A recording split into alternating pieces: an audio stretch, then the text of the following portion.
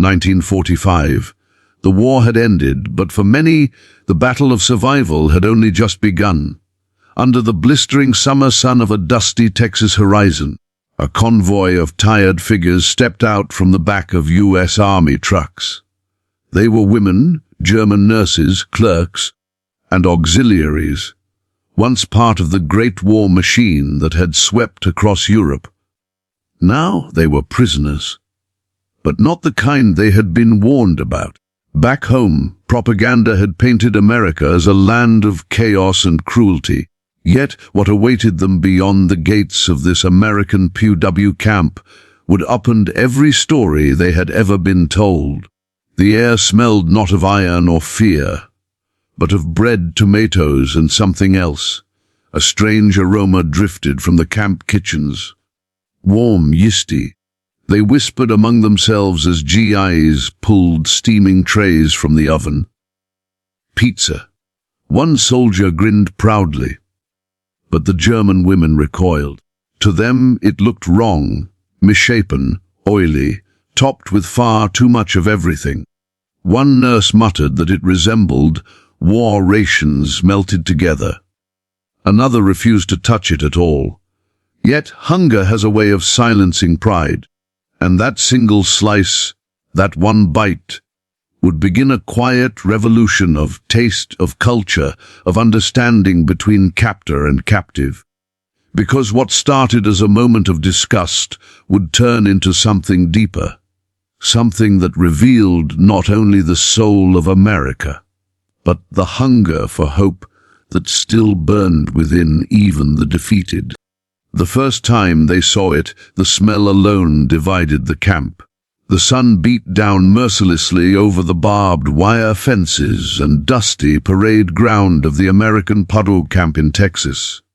The air shimmered in the heat, and in that wavering horizon the tall wooden poles, the cocky tents, and the fluttering stars and stripes seemed to blur together like a painting left too long in the rain. But what truly captured the attention of the newly arrived German women was not the landscape. It was the scent that drifted from the camp kitchens. It wasn't the aroma of dark rye bread or potato stew they knew from home. No, this was different. Warm, sharp, and layered with something almost sweet. Something that made no sense to their European palates. Some of the women wrinkled their noses. Others whispered among themselves, asking what the Americans were cooking. They had heard many things about their captors, that they were cruel, barbaric, and uncultured. But no one had warned them that the Americans also had strange tastes. When one of the guards called them over for lunch, they filed into the mess area with their usual cautious silence. The GIs, sweaty from kitchen duty, carried large metal trays that gleamed in the sunlight. And there it was, a flat, circular thing bubbling with cheese and red sauce, edges blackened in spots from the oven. The Germans stared. Pizza. One of the soldiers announced proudly, wiping his hands on his apron. Fresh from the oven. "You'll like this?" But the women didn't move. Their expressions were torn between confusion and disgust. Some of them whispered the word, mispronouncing it. Pizza. Others chuckled nervously. It didn't look like food. It looked like a disaster.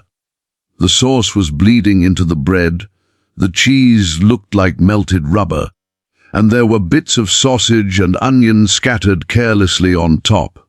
In their minds, food was supposed to be orderly, portioned, and civilized. Bread should be sliced cleanly, soup should be ladled evenly, and meals should follow structure. This chaotic thing was barbaric. One of the women, Erica, a nurse who had worked near the French front, crossed her arms and muttered under her breath in German, "It looks like the Americans lost another battle," in their kitchen. The women around her laughed quietly, their thin shoulders shaking. The guards overheard but didn't understand, and their cheerful grins remained. Then one soldier, a tall, broad man with freckles and a southern drawl, cut the pizza into squares and set a plate in front of Erica. "Try it," he said with a good-natured grin. "You've never had anything like it." Erica looked down at the greasy slice. The cheese stretched when she lifted it, clinging stubbornly like glue. She grimaced. "It's not bread," she whispered to the woman beside her. "It's something else."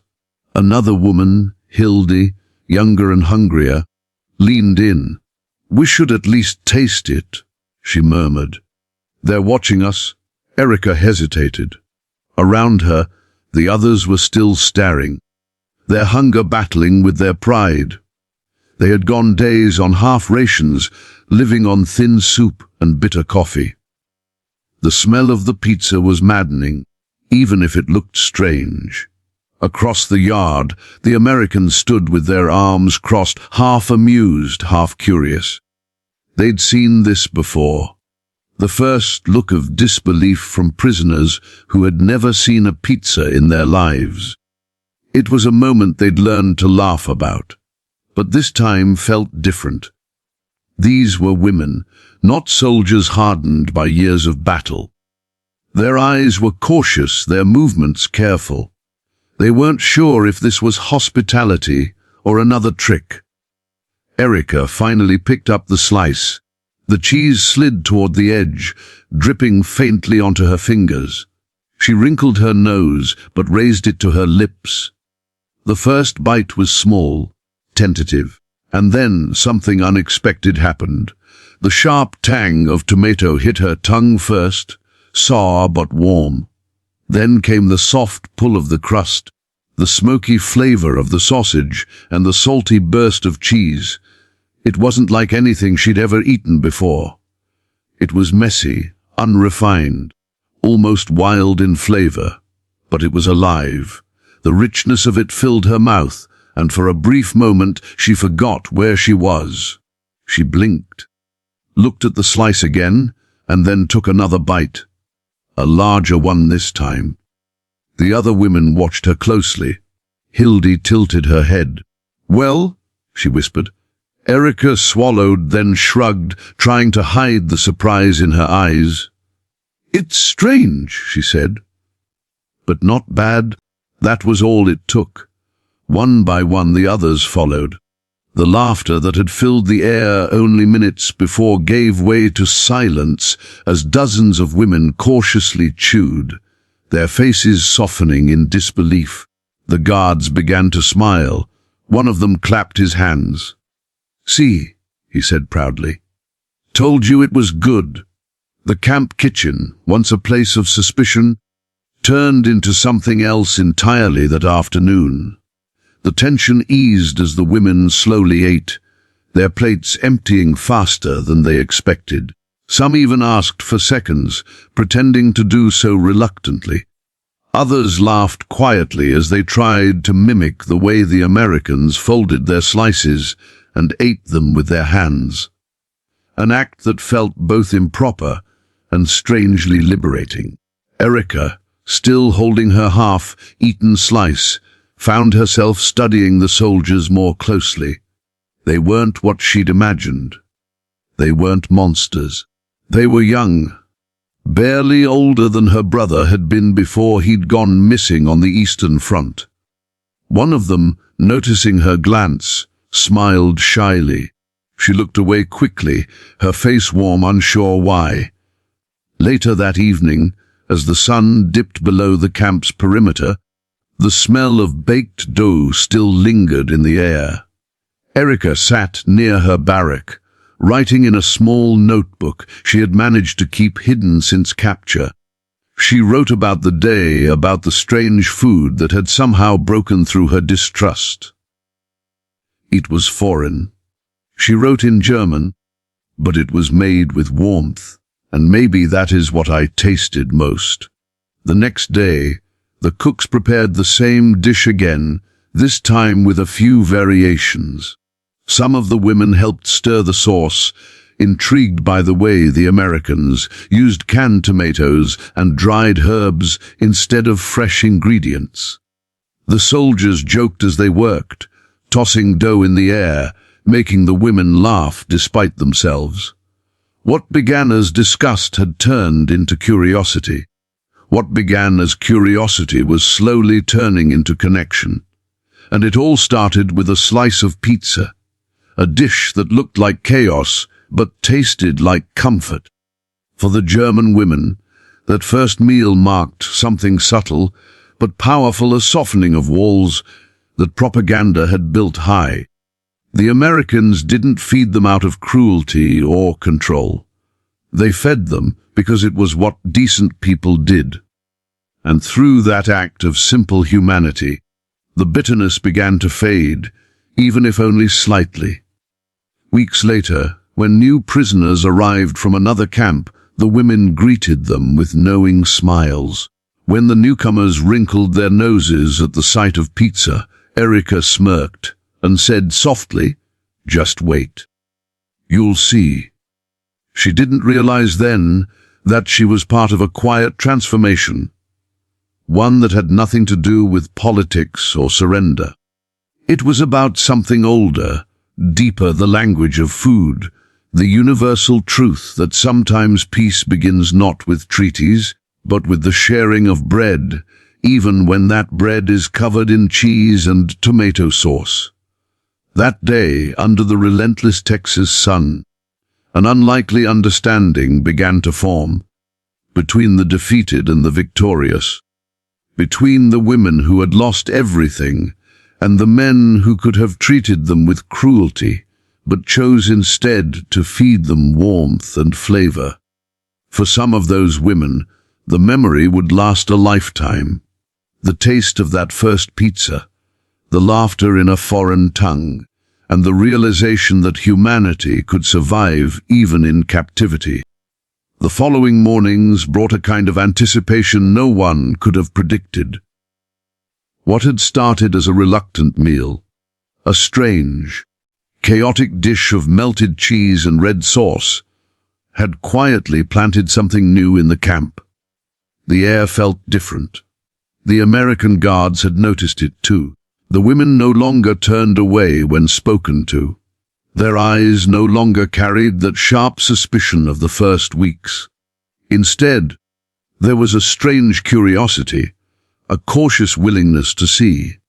By the third day, the camp kitchen had become the most alive place within the barbed wire fence. The cooks, mostly young American soldiers with easy grins and rolled-up sleeves, found themselves surrounded by a small crowd of German women who stood watching from a distance as the day's dough was kneaded on long wooden tables. At first, they just observed, silent, arms crossed, skeptical. But when one soldier, a man from Chicago with a thick accent and flour on his cheek, looked up and said, "You ladies ever made pizza before?" The laughter that followed broke the invisible wall between captor and captive. The women exchanged glances, hesitant smiles flickering like nervous candlelight. One of them, a tall woman named Lot, who had once worked as a bakery assistant in Bremen, finally stepped forward. "Not like this," she admitted in broken English, pointing at the bowl of bubbling yeast. "You use sugar in bread?" "Just a little," the soldier replied, grinning. "Makes it rise better. Try." And so it began, a hesitant joining of hands over flour and dough. The Americans taught them how to roll it thinner, how to toss it in the air to stretch it, and how to tell by touch when it was ready. The women, fascinated, responded with murmured corrections in German, occasionally laughing when a soldier's dough tore in midair and landed on the dusty floor. The air was thick with the scent of yeast and olive oil, of laughter and flour dust that sparkled in the shafts of sunlight cutting through the open kitchen doors. At first, it was a spectacle. Other guards wandered over to watch. A few of the German women who weren't participating leaned against the fence, arms crossed but smiling faintly, pretending to disapprove. Yet behind their mock scorn was something undeniable: warmth. The sound of shared laughter, the clatter of pans, the foreign melody of English and German mixing in the air. It was disarming. Food has a way of lowering walls that words cannot. And there, in that unlikely corner of Texas, among barbed wire and army trucks, a kind of peace was kneaded into existence, one ball of dough at a time. By the second week, the cooking sessions had become routine. Every afternoon, when the sun dipped low and shadows stretched across the camp, a handful of American cooks and a growing group of German women gathered around the tables. They spoke through gestures, broken words, and laughter. The women showed the soldiers how to measure by instinct rather than by cups and spoons. A pinch here, a handful there. The Americans showed them how to use canned tomatoes, a novelty to the Europeans, and the art of balancing flavors with herbs like oregano and basil. One of the younger women, Frida, was especially quick to learn. Her hands moved gracefully as she spread sauce across the dough with the back of a spoon, creating perfect circles. In Germany, she said softly, mixing her broken English with gestures, "We make Flammkuchen. It is like this, but no tomato." "Flamm, what?" a soldier asked, trying to mimic the word. She laughed, repeating it slower. "Flammkuchen." The way she said it made the soldier grin. "Sounds fancy," he said, pretending to write it down on his sleeve. That evening, the camp smelled richer than ever before. Herbs, roasted cheese, and laughter blending in the dry desert air. The guards from nearby posts came by, drawn by the aroma. For the first time, no one thought about who was the prisoner and who was the guard. They were simply people sharing a moment that didn't belong to war. It wasn't just the food that changed them. It was the rhythm. The simple, human routine of creation, of working side by side without command or fear. The women began humming old German songs as they worked, soft melodies from childhood that even the Americans grew to recognize after hearing them so often. Some soldiers began whistling along, off-key but good-hearted. That evening, when the pizzas came out of the oven, thinner now, more precise, shaped with care, the women stood proudly. The crusts were golden, the sauce glowed in the firelight, and the cheese bubbled in perfect circles. They had taken something they once rejected and turned it into a shared masterpiece. When the first slice was cut, everyone waited in silence. The taste was familiar yet new, a marriage of two worlds. The women nodded approvingly. The men laughed in satisfaction. It wasn't perfect, but it was theirs.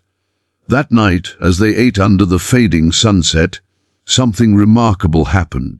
One of the German women, Anna, who had barely spoken since arriving, began to cry softly as she ate. When asked why, she shook her head. "It is the first thing I have made," she said quietly.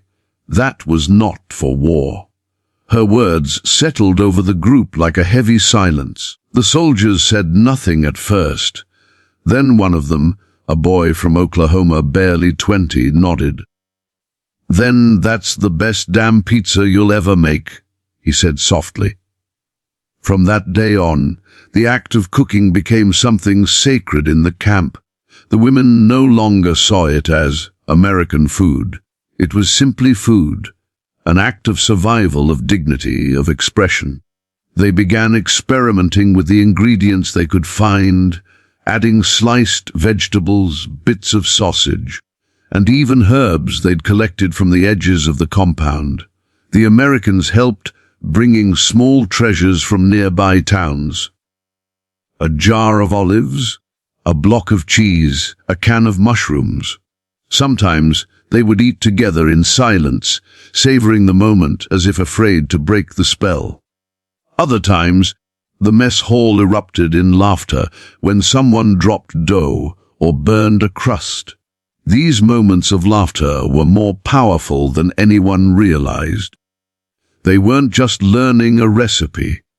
They were rediscovering what it meant to be human again.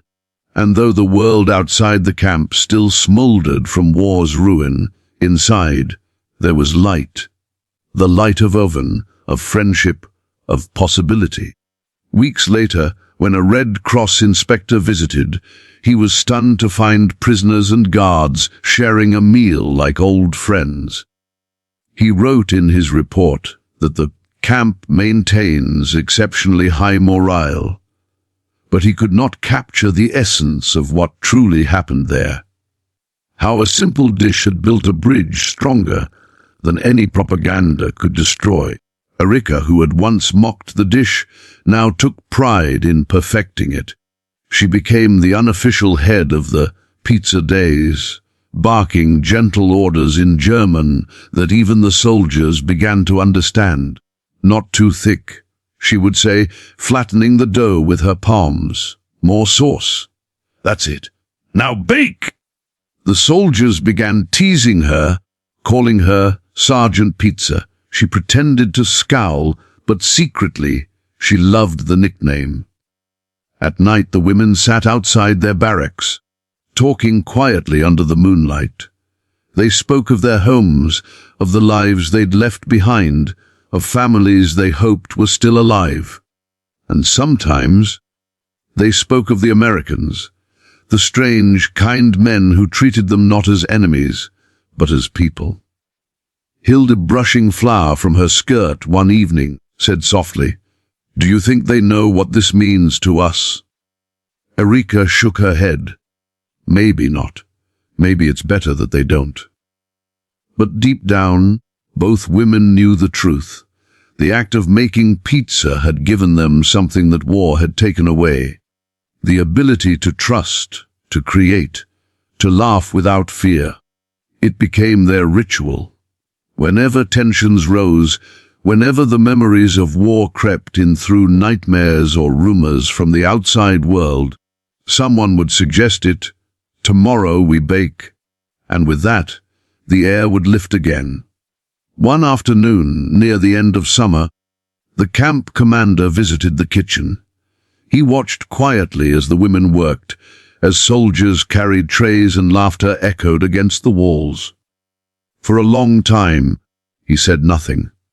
Then, turning to his aide, he murmured, "If the rest of the world could see this, maybe we'd all be done fighting." The aide said nothing, but the commander's words lingered, floating above the scent of warm bread and tomatoes. The truth was simple: food had done what diplomacy could not. In the quiet heart of a POW camp, amidst flour and fire, former enemies had found a way to build peace. And it wasn't a grand gesture or a treaty signed in marble halls.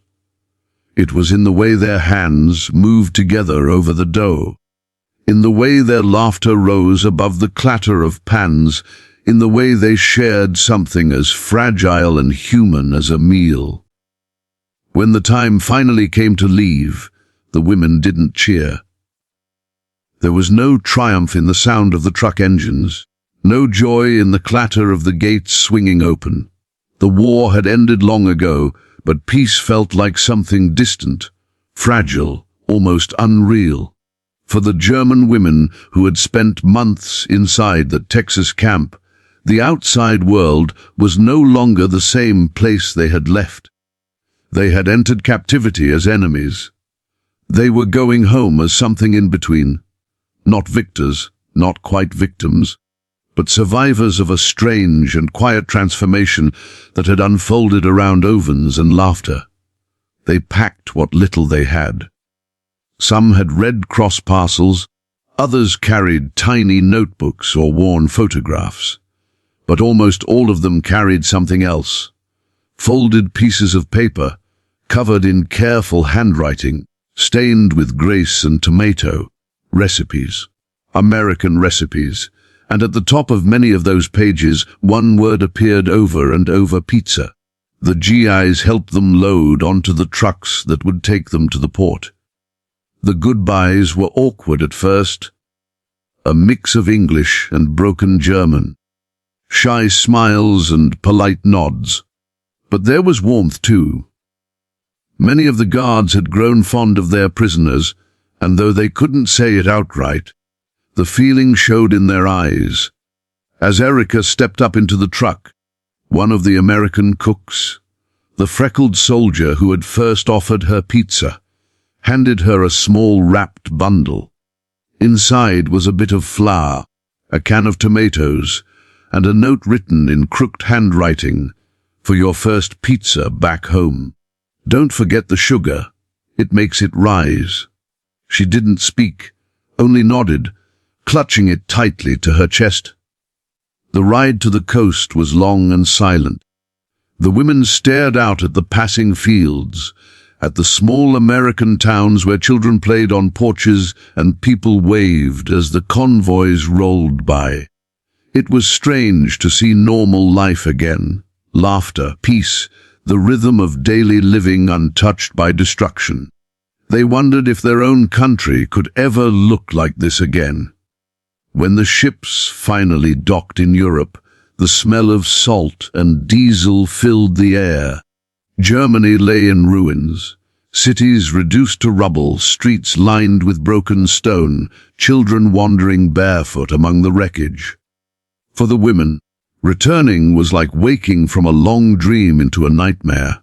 Home was no longer home. Many of their families were gone, their houses bombed, their towns unrecognizable. But they still had their notes. Those stained papers, once trivial, became something sacred. At first, no one believed their stories. When they spoke of the Americans, of laughter, kindness, and food shared freely, they were met with disbelief or scorn. "You were prisoners," some said bitterly. "How could they have treated you well?" Others were simply silent, too lost in their own grief to imagine kindness from former enemies. Yet the women remembered. The smell of baked bread in the camp kitchens, the sound of dough slapping against the wooden table, the simple joy of tasting something made with care, not ration cards.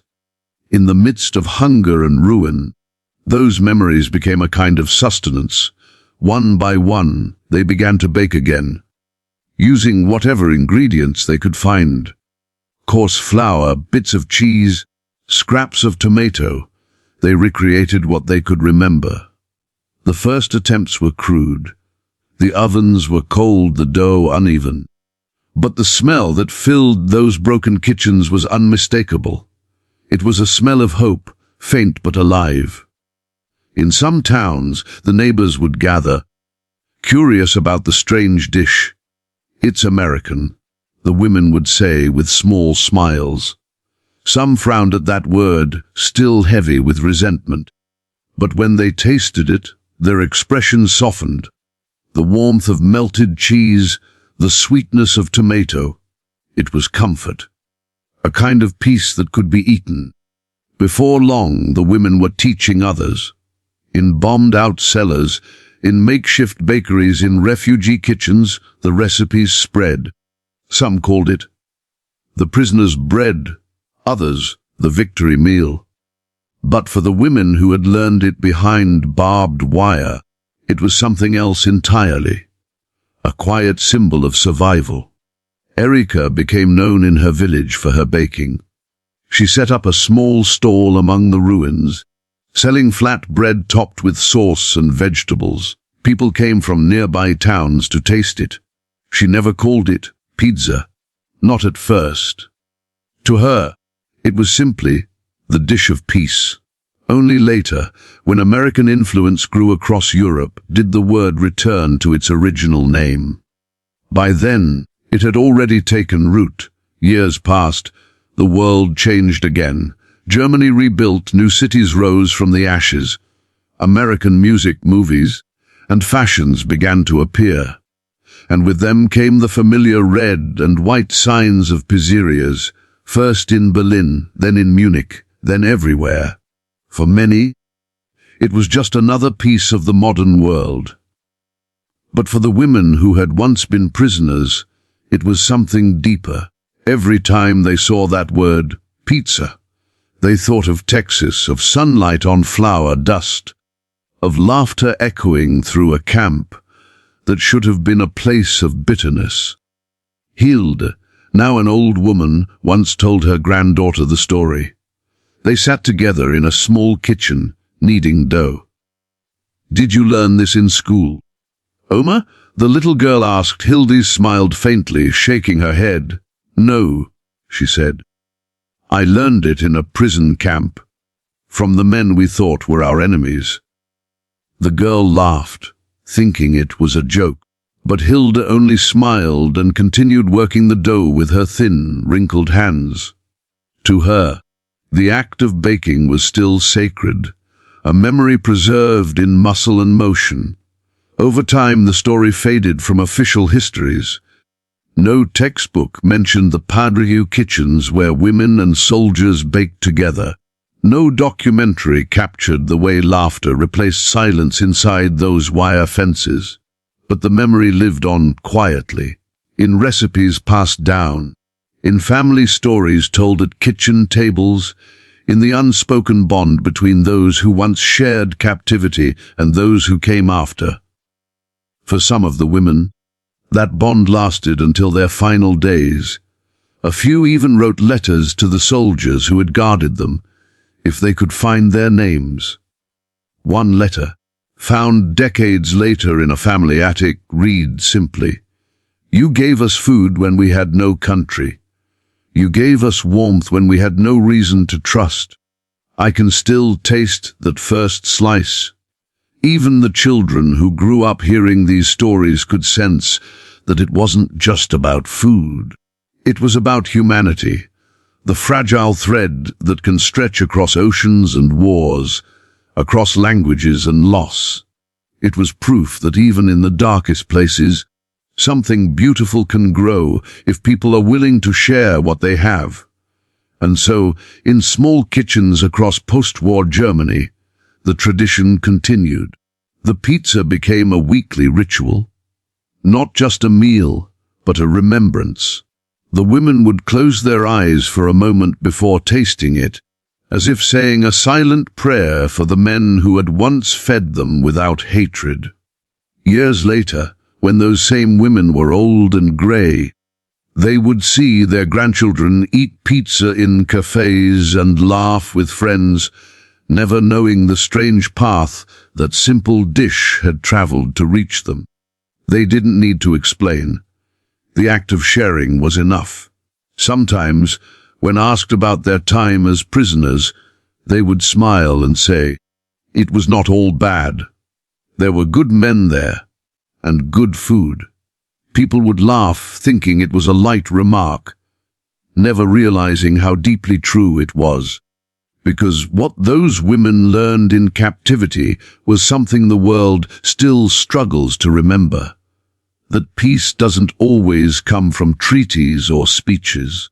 Sometimes it begins in smaller ways, in the simple act of breaking bread, of offering warmth where it isn't expected, of finding common ground over something as ordinary as a meal. In the end, it wasn't politics or ideology that changed them. It was kindness, baked into dough, hidden beneath cheese and tomato, offered without demand. And so the memory of those days lingered, quiet but unbroken. A recipe scribbled on paper became a symbol of reconciliation. A dish born in Italy, transformed in America, and reborn in a Texas prison camp, crossed continents to become a taste of peace for a world that desperately needed it. Sometimes on cold nights, Erika would sit by her kitchen window and look out at the stars. She would remember the faces of the men who had shared laughter with her in captivity, the scent of warm bread rising from the ovens, the way the camp had glowed gold in the late afternoon sun. And as she took a slow bite of the pizza before her, she would whisper softly, to no one in particular. It wasn't just food. It was forgiveness. The war had taken much from her. Friends, home, faith. But it had given her one fragile gift, the proof that even after everything, people could still choose to be kind. And that choice, she knew, would always taste like pizza.